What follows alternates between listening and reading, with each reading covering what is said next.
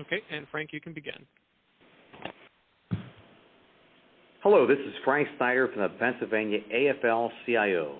I'm pinch hitting for today with Rick Bloomingdale, who is traveling across the Commonwealth of Pennsylvania doing the work for all of you working families. In the studio with me tonight in this live teletown hall is Jerry Alexiak, the Vice President of the 180,000-member PSEA, the Pennsylvania State Education Association, their teachers, and joining us is John Myerson with the United Food and Commercial Workers, the UFCW 1776, 24,000 members throughout Pennsylvania. And we're going to talk about pensions, who has them, who wants to take them away from you, and also some of the other issues as the June 30th deadline looms with this governor, with Governor Corbett, trying to adopt a budget that works for working families and what your union is going to do to protect all of you. So this is a live teletown hall. You can participate. In fact, we need you to participate in this teletown hall. Simply by pressing 0 on your touch-tone phone really virtually puts you live in the studio with us in Harrisburg, in the Capitol, where right now, at this very moment, lawmakers are trying to decide your fate, whether it has to do with pensions or privatization or paycheck deception. So we're going to get right to it. Again, remember, pressing 0 on your touch-tone phone, and throughout the call, we're going to tell you how to take action, how to contact your state representative, how to protect your interest, how to move forward and advance your interest, protect your interest, and move Pennsylvania forward. So the first issue that is on the target today are pensions. Pensions, pensions, pensions. Who has them? Who wants to take them away? Jerry Alexiak, the president of the Pennsylvania State, the vice president of the Pennsylvania State. Thanks for the promotion. Understood. President Crosby, I hope you're not on the line. But Jerry, is there a pension problem in Pennsylvania today? Well, the folks on the other side would want you to believe there's a pension problem. We believe that any problem with the pension was fixed with Act 120 in 2010. What we see is a revenue problem. We have a pension that has, I love to tell people this pension for the PSERS, Public School Employee Retirement System, has been around almost 100 years. It survived World War I, the Great Depression, World War II, several economic downturns, and it survived all that because it was taken care of. It was funded properly. And what we've seen happen, and we've been beating this drum with our friends in the legislature and our people who aren't our friends. Our members, teachers, custodians, food service employees, and all public education employees, superintendents, whoever, administrators have been paying their fair share all along. And for the past 10 to 12 years, the state has significantly underfunded, before Act 120 in 2010, they significantly underfunded the pension system, and that's why we're facing what we're being told is a problem. There's no problem with the pension. The pension system is strong when we fund it properly and take good care of it.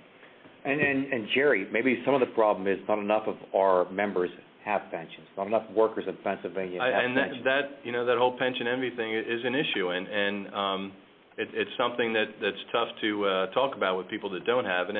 And we listen, everybody should be in a defined benefit pension plan. Everyone should have retirement security. That's what it's really about. It's about retirement security.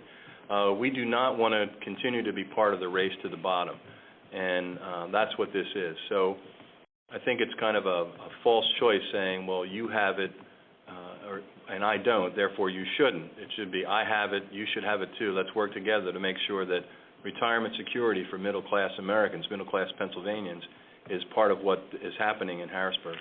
Jerry Alexiak is the Vice President of the Pennsylvania State Education Association, representing 180,000 members all across the Commonwealth of Pennsylvania. This is your call. It's a live call. It's a virtual call. Again, pressing 0 puts you live right here in Harrisburg, where all the action is happening this week. We're going to go right to the phones right now because Deborah from Honesdale, Pennsylvania, press 0. Deborah? Yes, hello. Hey, Deborah.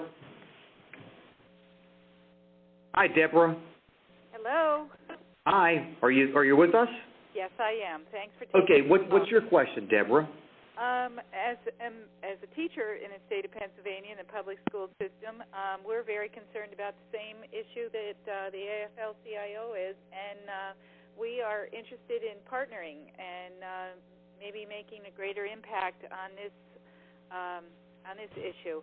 If that would be possible, could someone give me an address where I could get in touch with the president or somebody who would be interested in talking to me about this? Well, certainly, with the Pennsylvania AFL-CIO, Deborah, that would be President Rick Bloomingdale or myself, Frank Snyder. I'm the Secretary-Treasurer. And our contact information, and throughout the course of the next several minutes, we'll give you contact information for both the PSCA and also the UFCW when we talk about privatization. Ours is www.PAAFLCIO.org. And I'll tell you that our phone number is area code 717-231-2850. We'd love to partner with you. We'd love to hear from you. That's how we're going to get this thing done. You know, the things that's happening in Pennsylvania right now as far as a budget, if anybody is watching this sort of thing, it is set to expire at the end of the month, inside of 1 week right now, and there are those who are trying to take it off the backs of working families, not trying to fill a $1.5 billion gap that the governor himself created, but trying to push it off on working families. And John Myerson is with us from the United Food and Commercial Workers, who represents the 24,000 members across Pennsylvania, many of those wine and spirits workers, and also folks that are involved with the public sector pensions as well. And John, you know, just a little bit, several hours ago, I was at a press club conference with Pennsylvania Secretary Charles Zogby, Secretary of the Budget, who, when asked a question, does privatizing the wine and spirits store do anything to pay down the $1.5 billion debt that the governor caused? And his answer was remarkable. His answer was he didn't think it did. John Myerson, your thoughts? Well, I'm in shock. I think for the first time in my career, which has spanned almost 30 years, I agree with Charles Zogby. No, and that's part of the problem, Frank, and I'm glad you asked me that. And first, before I answer, Deborah, I want you to know something. You were just on the line. The unions, the teachers' unions, and the unions of the AFL-CIO are all working together, fighting this pension, fighting to support public education, and fighting to help preserve the Pennsylvania wine and spirits shops. The reason that so much of this stuff is under attack, it has nothing to do with the finances. It's all ideological. It's paybacks to a lot of out-of-state, right-wing, Tea Party people, the Koch brothers, Pennsylvanians for Tax Fairness, Grover Norquist. These people are demanding an ideological payback in order to let Corbett and the legislature balance the budget. That's what we should be talking about. We have 5,000 members who work in the wine and spirit shops. Their jobs are at stake, but so much more is also at stake. The education for our children is at stake. We need funds for that. And we also should be talking about creating jobs. If we were creating jobs, we wouldn't be worrying about who's paying the taxes. Everybody would be paying taxes. Everybody would be able to buy a car, buy a home, be productive. That's what we should be talking about. John Myerson with the UFCW, representing some 24,000 members all across the Commonwealth of Pennsylvania. This is Frank Snyder, Secretary-Treasurer of the Pennsylvania AFL-CIO, pinch hitting tonight for Rick Bloomingdale. We represent 800,000 members all across the Commonwealth. This is your call. It's a live call. Pressing 0 puts you live in the studio with us this evening. We have several calls, and callers in queue that have questions and comments, but I would like to ask Jerry Alexiak, the Vice President of PSEA's 180,000-member union, to address what some of John said right now. Well, and I appreciate John's response to Deborah's question, and I think that the reason we're seeing the pressure that we're seeing now is because for the past 3.5 years, this governor has been trying to do all these things, and it's the work of organized labor together, organized labor, teachers, UFCW, AFL-CIO, firefighters, the AFT, the Federation, and others that have worked together in a way that we never have before. And this governor has been very unsuccessful for the past 3.5 years trying to get this ideologically driven agenda passed. And the fact that we have been able to come together has stopped him. And I would tell Deborah specifically as well, depending on the area that she's from, we do a lot of work with the AFL-CIO through the Central Labor Councils. And many of our members and our locals are part of CLCs throughout the state. And I would encourage Deborah to contact us at www.psea.org, 717-255-7101, and we can direct her in the right way to see about that cooperation. Great, Jerry Alexiak, PSEA. Okay, so how do you work and how do you do action? You do action and take this pencil and take this paper down at your home. 877-972-4473 will be the number that you'll want to call your state representative. I'll give you that number again throughout the course of the call, but we're going to go to Stonington, Pennsylvania. We're going to talk with Frank, and we're going to take a question. Frank, press 0. So Frank is live, virtually live right now with us here at the state capitol where all the action is happening this week. Frank, what's on your mind this evening? Well, I worked at Danville State Hospital for 25 years and retired from there. And when I signed all the paperwork, it says I would be guaranteed for life a pension. So how can anyone want to take that away when it's a written document saying that?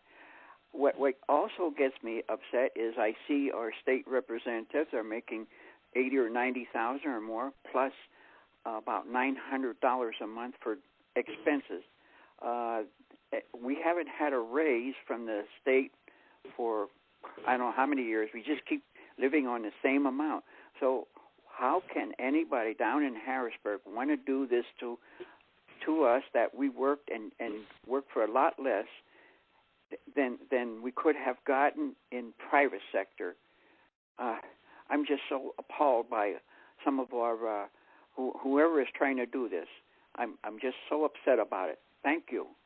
Thank you, Frank. And if you're so appalled, we need you to call 877-972-4473. But I'd like to ask Jerry Alexiak, our guest, and John Myerson, our guest, to ask for their insight on this issue as well.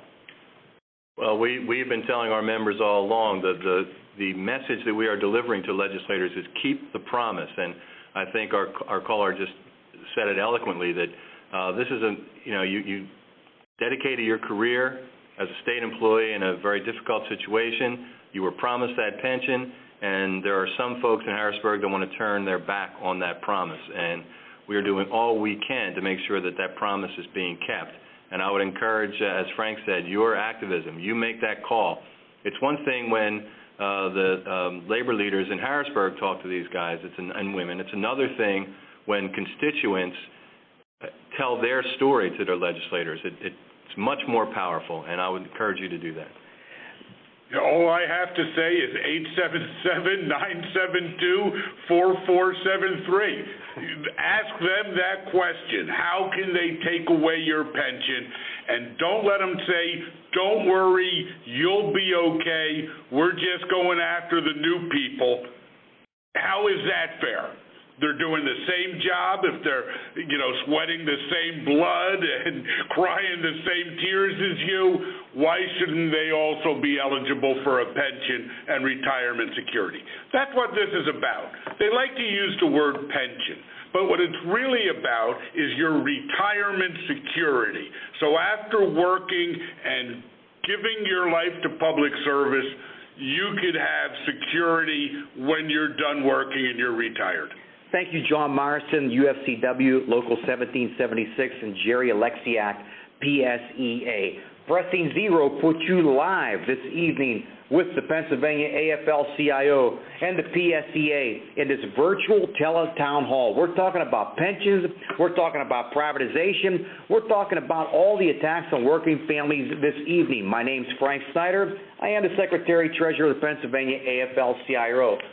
Pressing Zero allows you right here with us, and we're going to go to Mel right now, who pressed zero. Mel, are you on the line this evening? Do you have a question or comment for us? Yes, I am. I spoke to my Republican representative about 2 or 3 hours ago because I heard the pension bill was being worked on. What he said to me was that it was being pushed all out and that there were no good options. And I wondered if we had any update on what's happening on the Hill right now.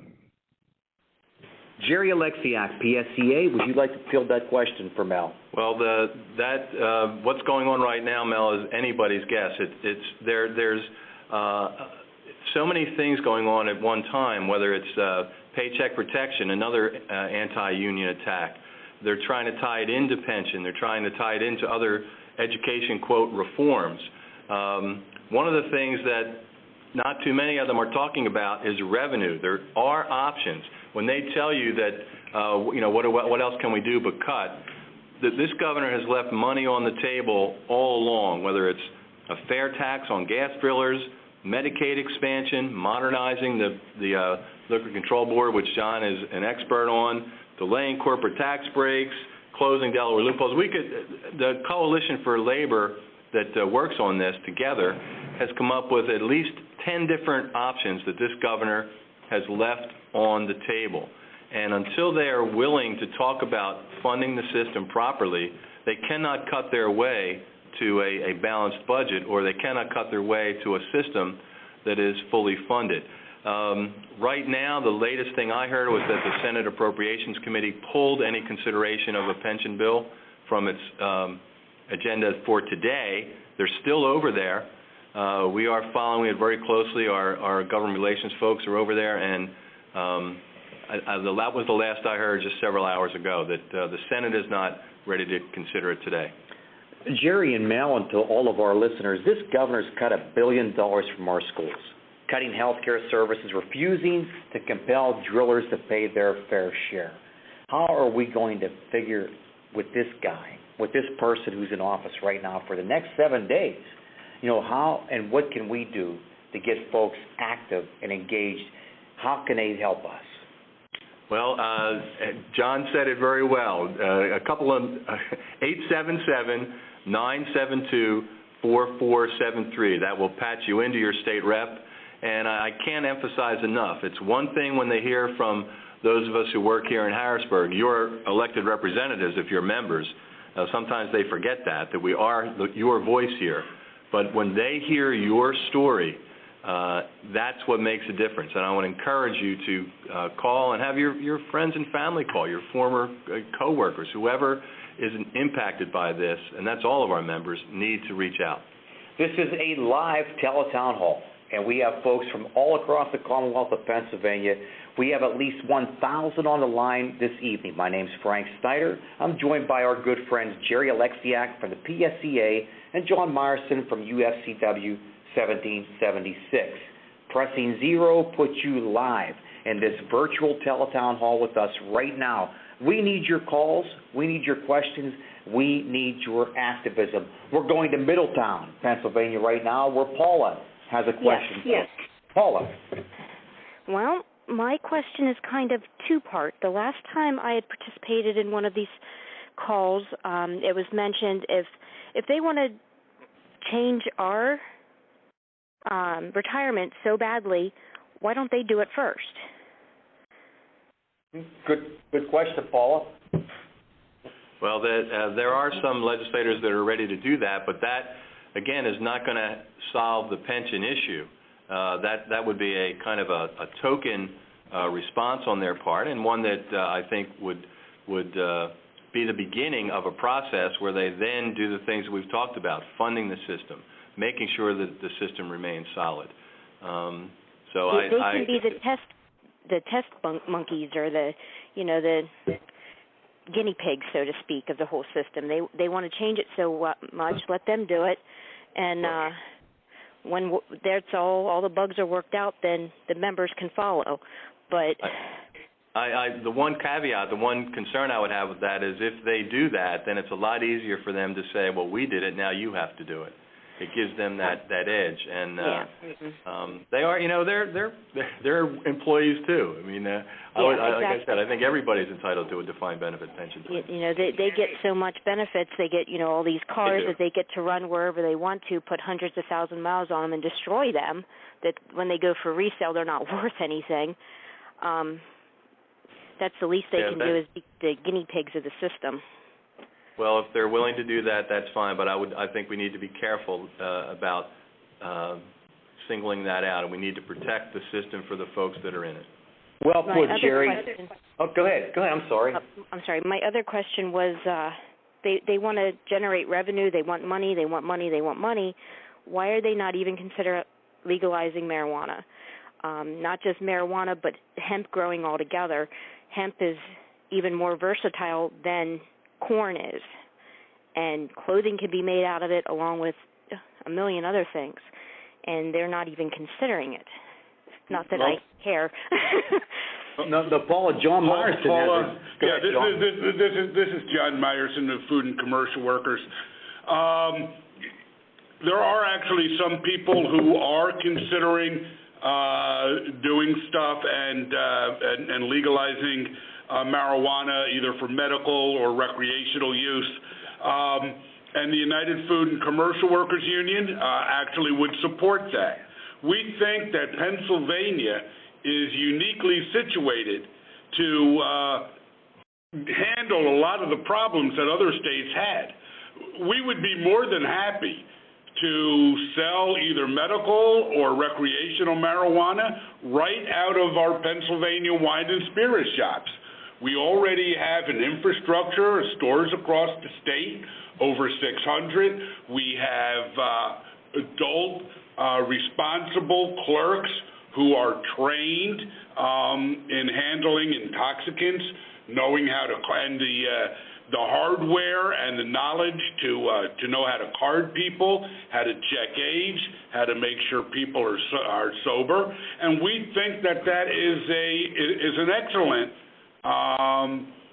possibility, and we're ready to do it. But that's part of the problem. The people up there in Harrisburg now are not seriously looking at other revenue options. They could raise an extra $185 million from the state wine and spirits shops without legalizing marijuana by doing things like have more flexible pricing, by being able to enter into leases and purchase stuff quicker, and to be able to open more stores on Sunday and increase hours on Sunday. All common sense stuff that would answer some of the public's complaints about saying it's too hard to buy booze in Pennsylvania, although I've never had a problem, and raise revenue. But I think that marijuana option you raise has merit. And again, 877-972-4473. I couldn't put it better myself. John Myerson, UFCW 1776. This is Frank Snyder from the Pennsylvania AFL-CIO. John and I are joined by Jerry Alexiak from the PSEA. This is a live teletown hall this evening. If you press 0 on your touch-tone phone, it puts you virtually live right here with us in Harrisburg. This is where the action, this is where it's all going to happen this week. We're talking about pensions, those who have them, those who want to take them off of you. We're talking about privatization. We're talking about paycheck deception, and we're talking to you. We're going to Montgomery County, Virginia. Are you on the line this evening? Hello? Hey, Virginia. How are you? I'm great. How's yourself? Fine, thank you. I have a question about the Commonwealth Foundation. I don't know if you've heard of them, but I've been getting. I have heard of them. Okay, I've been getting He mailers. has a question about him, too. Right. I've been getting mailers in the mail. I saw the other day that they ran a full-page ad in the Philadelphia Inquirer, and they've been on television. And I would just like to know who is sponsoring that group. That's number one. Number two, the so-called teachers that they have speaking out for them, are they real teachers? Or are they actors? And if they are real teachers, are they public school teachers, or are they in the private school sector and are very upset about the public school teachers maybe making a little more money? The ads do comment on that the teachers are riding on the backs of the taxpayers. And as a retired teacher, I resent that. Great question, great comment, Paula. I'm going to defer to my good friend Jerry Alexiak, who represents some 180,000 teachers in the Commonwealth of Pennsylvania. Jerry, your thoughts on Paula's concerns on that ad as well? Paul, we have the same concerns. I'm trying to be diplomatic here. The ads are misleading. I'll let you read between the lines what we mean by misleading. And if you mean that they're lying, if you take that they're lying, that's exactly what's happening. As far as in the TV ads, I don't know if they're real teachers or actors. I do know that some of the folks in the mailings are teachers in public schools. And they, like any group with 180,000 members, we'll have a few that are disaffected. But a lot of what they're talking about is money for dues for political purposes. None of that is accurate. We don't use your dues for political purposes. We use our PACE dollars, our Political Action Committee for Education, a completely separate and voluntary contribution that members make for direct political activity. We are allowed to use dues dollars to communicate with members about political decisions that our elected PACE board makes. So those ads are very misleading. Where the money comes from, that's a great question, because it's my new favorite political term. It's dark money. They are not accountable. Every dollar that we spend as a union is transparent. Every dollar that we get from our members for PACE, every dues dollar is available. It's public knowledge. And where the Commonwealth Foundation, maybe it is the Koch brothers that the Commonwealth Foundation is getting its money from. A lot of out-of-state money. I laughed when I saw their commercial, because I doubt very much that the diversity reflected in the commercial reflects the diversity of their membership, unlike PSEA and the Federation and the other labor unions that we work with. Those mailings, by the way, are very targeted. They are not blanket mailings across the state. They are directed at certain state legislators in districts that the Commonwealth Foundation feels is, maybe vulnerable. So we challenge them all the time, and they are located here in Harrisburg. They are a quote, think tank, but they are supported by folks that are clearly not union or worker or middle-class family friendly. Jerry Alexa, thank you very much for your comments and your insight. And some of those folks that are receiving that mail were threatened earlier this year with primary opponents. And that just never happened. These folks are regarded to be moderate or progressive, or actually just thinkers on their own right. Jerry, right? Right, and what's happening is that these moderate Republicans, and there are some still, who do think for themselves and are willing to listen to the voices of labor or public educators, they are being attacked by the Commonwealth Foundation for not being conservative enough. And their big issue is the paycheck protection, the paycheck deception that we've talked about, where they see this is their last opportunity to stifle the voice of working men and women in Pennsylvania by taking away the it doesn't cost the taxpayers anything. When they tell you what this costs, you better question it, because we are willing to pay the cost of deducting dues. But in some cases it's so low they can't figure it out. What it's costing the school districts or other state agencies to withdraw those dues deductions. That's their big issue. They're trying to bully these legislators into passing that act, and hopefully if people call 877-972-4473 and talk to their legislator and let them know that they are not buying that Commonwealth Foundation nonsense, that would help. And it's not so much, Jerry, to listen to, but I think it's the moderates to partner with. You know, it seems like the culture and the attitude in Harrisburg and Washington as well is that there has to be a winner and there has to be a loser, and that's very unfortunate for the constituents of the Commonwealth of Pennsylvania. Pressing Zero puts you live in tonight's Teletown Hall. This is Frank Snyder with the Pennsylvania AFL-CIO. I'm joined by your friends and mine, Jerry Alexiak from the PSCA, John Myerson from UFCW 1776. We are leaving Harrisburg right now virtually and going to Beach Lake, where we have Gregory. Gregory, what is on your mind this evening? Yeah, I have to agree with you. And the thing is, education is a big thing, and like the people questioning that these people about the paper. I mean, the paper anymore, there's no truth in anything anymore. Such as telecommunications in 87 and 94 and corporate America. I mean, even this governor of Pennsylvania, he even says in the paper, I mean, that he's got a corporate agenda in his mind, and that's to do away with all unions and everything else and turn everything to private sector. And I don't know when people are really going to understand that. And the thing is, we even talked to our representatives in our area, and the whole thing is they're so scared, just like McCain did. McCain was threatened when he was on the inheritance tax, and they put the deadly spin on it, made it a death tax, and told him if you don't vote the party, we're going to get somebody that's more conservative to run against you and replace them. That's how mindset they are, and how they are to try to undermine and get away with the working class. I mean, there's no way, and these people should understand this, that not having a future and voting away the future. I mean, sure, there's good Republicans out there and there's bad Democrats, but the whole thing is most places, it's an easy choice if they just understand and listen to the unions and listen to what they're telling them, because there's a lot of people out there who will vote against unions just for the simple fact that they think they won't do anything to them. UFCW Local 1776, John Myerson. What do you have to say to Gregory and to our listeners this evening? Well, Gregory, thank you, for those comments. I think you nailed it. This administration is trying to privatize everything. The Pennsylvania Wine and Spirit shops, the lottery, public education. I mean, that's what all this move to charter schools is all about. And it's not because these agencies are not making money. It's not because they're not doing a good job. It's not because the people who work there are not working hard. What it's about is a political payback to contributors.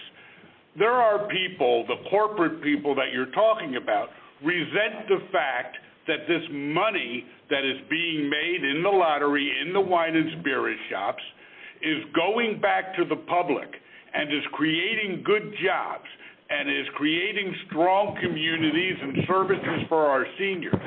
They resent that because they believe it's their birthright to get every penny of profit that they can. People are going to hear me saying that, hey, this guy sounds like it's class warfare. But let me tell you this. We did not start this. And they only started calling it class warfare when they're afraid that we're going to win. They started it. They want everything. They are the people, these corporate people, who are financing the Commonwealth Foundation. They are the Koch brothers and the Grover Norquist crowd. They're also the people who own the newspapers, which is why we never get a fair break from the newspapers. And they're the people who own Fox News, and it's why we never get a fair break from them. But if we stick together, as we're doing here, in the labor movement, teachers, clerks, painters, steel workers, everybody standing together and saying, hey, we are not going to do it. We're not going to see our futures and our children's futures ripped apart by these folks. So thank you for your call. John Myerson, you're exactly right. We did not start this, but we're ready to finish this. We can only finish it with all of your help. We have about 1,000 people on this live virtual call right now. Pressing Zero puts you live in Harrisburg with us this evening. We need you to call your state representatives, and that number is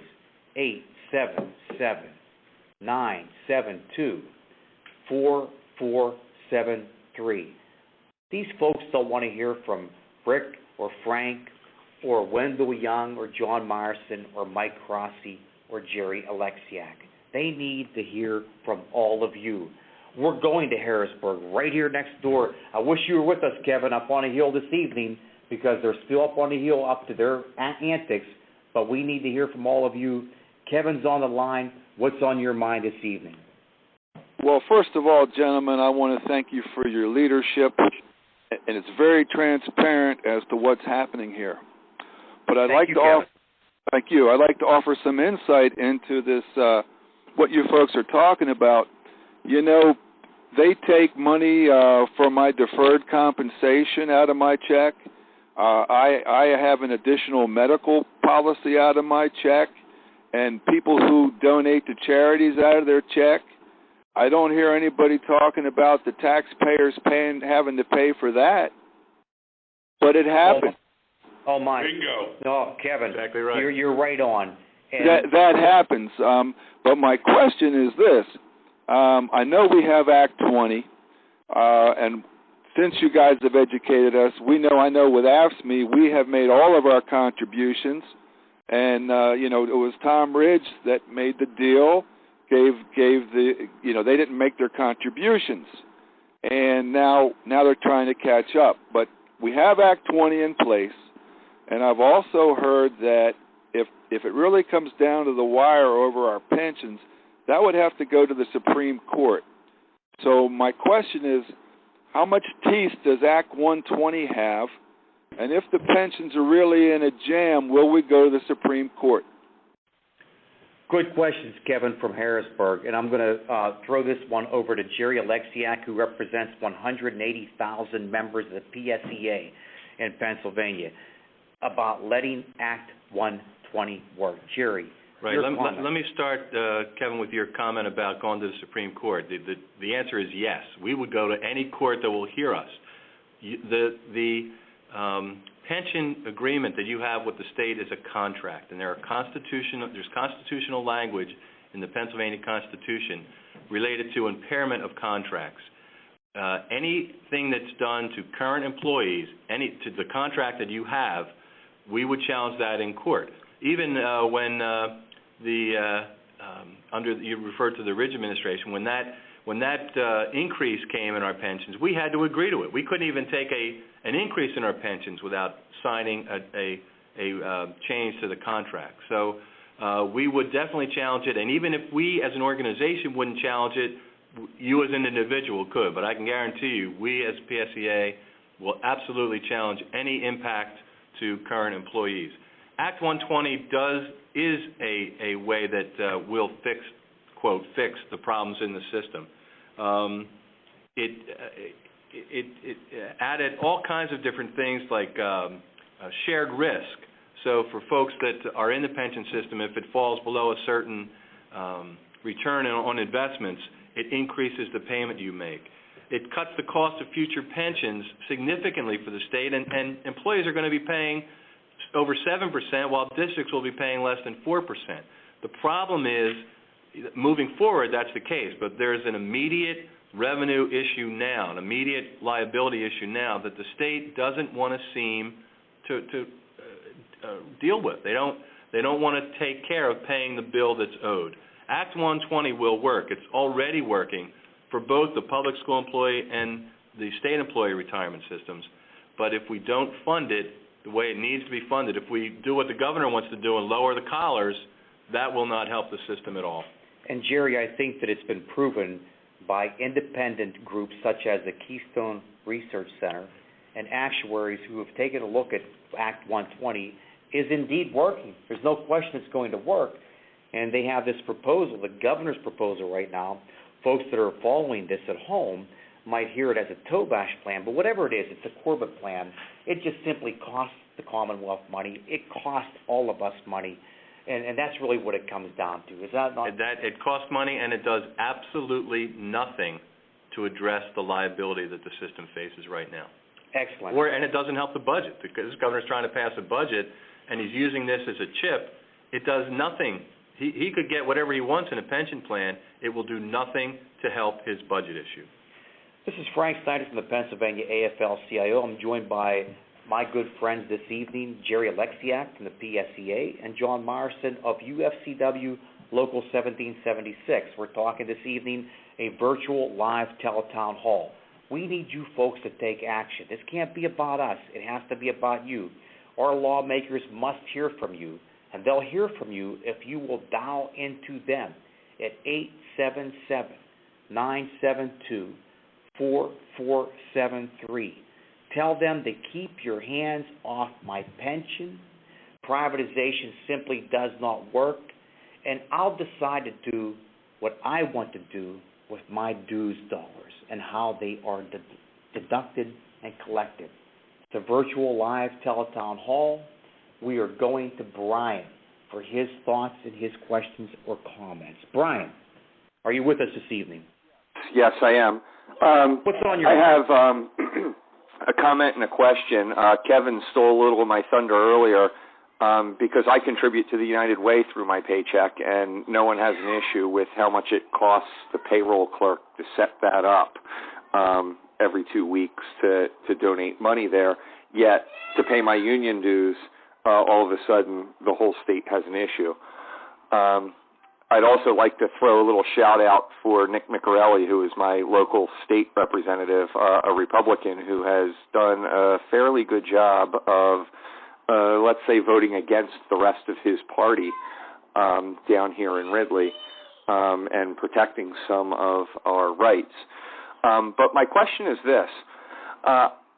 I'm a local EA president, and I am not technically allowed to use my work email to communicate with my members for political purposes. However, I get 3 to 4 emails a day from groups like Free to Teach and some of these other groups that are looking for the Paycheck Protection Act, if that's what it's called. So why are they allowed to use my work email to communicate with my members about these issues? Great questions, Brian. Jerry. Well, if you're not allowed, they shouldn't be allowed. You said you're the EA president. First, thanks for what you're doing down there. I was a local president for many years, and it is the toughest job in our local, so I appreciate what you're doing for your members. I don't know if you have contacted your superintendent, but you need to let the superintendent know what's going on. In some cases, they're able to block things from Free to Teach and the Commonwealth Foundation, and that is, Free to Teach is connected with the Commonwealth Foundation. But they should not be allowed to do it if you're not allowed to do it. It's that simple. So I would encourage you to reach out, and if you are still having issues with it, contact PSEA, and our general counsel or your UNISERV can certainly help you with that issue. Yeah, just real quick, Brian, again, you said what the issue is. It's a double standard. They'll take out the money, and not just for the United Way, but also if you have supplemental insurance, they're deducting that. And believe me, those health insurance companies, they got lobbyists, and they're using that money for political purposes, and nobody has an objection. In terms of the comment you made about Representative Miccarelli, I spoke to Nick about 3 or 4 times today. You're right, this is not strictly a partisan issue. We do have Republicans who are supporting us. The problem is this administration and its Tea Party supporters in the legislature. So we read you loud and clear. Thank you. And just to follow up on what John said, Act 120 that we've talked about was a bipartisan bill. It was not one party that passed it. It was both parties working together, and it was only, 4 years ago. The tone was very different than it is up here today. And as you mentioned, Nick Miccarelli is a moderate Republican that works well with people. We don't always agree with him. He doesn't always agree with us. But he is someone that you can talk to, who we can listen to, and those folks are out there, and it's getting tougher and tougher for them. Bottom line is, if you're with us, we're with you. If you're against us, well, we're absolutely against you. Let's go to Lord Valley. Jessica, are you on the line this evening? Good evening. Thank you for taking my call. You bet. First, I want to apologize. I don't know a lot about what is being discussed here. I did know about the pension, but that was about the extent of it. I don't know the acts. I don't know the bills. But my thought of the whole thing is, I teach elementary school, and you could watch the local news around here, and everybody's against teachers. You have summers off, you have holiday off, you have weekends off, you have a cush job. But what they don't realize is how much time and dedication goes into being that teacher and making sure that that child gains and makes growth. And there's got to be a way to sway public opinion on not only the teachers union, but the steelworkers union and the one about the wine and spirits union, and make people realize that we're all in this together and we need to stick together and not be against one another. There's got to be a way to help with public opinion. Is there any idea on how to change that? Jessica, what a fantastic question, comment, and observation. And I'm going to allow my good friends, our guests here this evening, to each comment on that, because I think it's time we do say good word about our unions. But Jerry Alexiak, who represents some 180,000 members of the Pennsylvania State Education Association all across the Commonwealth, what do you think about Jessica's remarks? Well, she's right. And the flip side to that coin is any polling that we've done, any research that we've done, the two most trusted professions in America, number one, firefighters, number two, teachers. So the public does appreciate you as an individual teacher. They may not. Sometimes they see the teachers union as a boogeyman. They don't know that I spent 32 years as a special education teacher working with kids with emotional and behavioral issues before I ended up here in Harrisburg. So what we need to do is tell our story. When our members talk to their families, their friends, even their colleagues who may not agree, when they see people at the soccer game, at the pool in the summer, at church, whatever it is, at the supermarket, don't be afraid to tell your story. People do respect what you do. They do understand the difficulty of it. Nobody can really understand it because until they've done it. But you're right. You work very hard. You give back to the community, and we don't need to apologize for the fact that we do have the summer break, that we do, have the benefits that we have. We give back to the community. The members of the community trust you. They believe in you. They support the work you do. And we do have to, our individual members have to reach out and tell their story, and that's how this changes. Jerry, Jessica, and John Myerson, you are all the community. John Myerson, UFCW 1776, for your remarks. I just want to follow up on what Jerry said. We have to make this personal. It's about our jobs. It's about our retirement security. It's about our communities. And we have to let people know that. People will have a different feeling. It's easy to say, oh, teachers get paid too much. But if you look them in the eyes and say, you think I get paid too much? Or people think that all the public sector jobs, oh, they're easy. They just sit around. But if you make it personal and people know you, it makes a difference. Everybody who cares about whether or not you have a good job, that includes your family, it includes your neighbors who want you to keep your house up, it includes the people who you worship with, who want you to continue to support their church, the youth baseball league. All those people should be concerned. And we have to talk to them. And we have to get them to also take the time to call their state rep, like we've been asking you to do, at 877-972-4473. Because we are, as Frank said, we are the community. We're all in this together. We like to say we are one. And John, I think that Jessica teed it up for all of us. And to the listeners, over 1,000 folks joined us this evening talking about these issues. Talk is cheap. We have to put it to action. John is exactly right. Get that pen, get that paper. A short pencil is better than a long memory. A public sector school teacher taught me that a long time ago, Jerry, and that number is wise words, Frank. Yes, 877-972-4473. This does, in fact, involve the public sector, the private sector, steelworkers, just as Jessica said, and all the other unions, and the building trades, absolutely.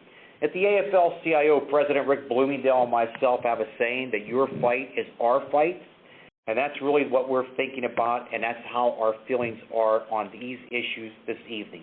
Pensions, who has a pension, who wants to take it away? We have to stop the madness around privatization, and clearly, we have to stop the ability from anyone to tell you what you can do with the money that you earned through paycheck deception or any other misguided scheme by the types of Daryl Metcalf, Terzize, Corbett, or the Koch brothers, who are the billionaire out-of-state funders of Tom Corbett. And I'm going to ask for just a brief 30 seconds from my good friend Jerry Alexiak from the PSEA. Jerry, your closing thoughts? Well, I want to follow up quickly on something Jessica said, that she's not an expert on these issues. She may not be a pension expert, but she is an education expert. And she needs, when you reach out to your legislator, you don't have to understand the complexities of the bill. You need to tell your story. You need to remind them that you are there every day with the kids, that you have made your contributions when the state didn't. And that story that you tell will resonate, and you've got to get your friends and colleagues to do it as well, and that's what will make a difference in this fight. John Myerson, the same courtesy, your 30 seconds.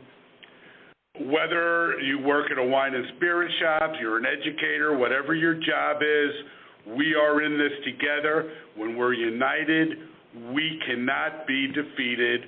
We are fighting, for our lives and the future of our children. Privatization is theft.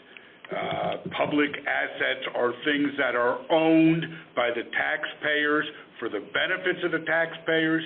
That includes the state wine and spirit shops, the public schools, the state lottery. We have to stick together and protect those and protect our pensions and our standards of living.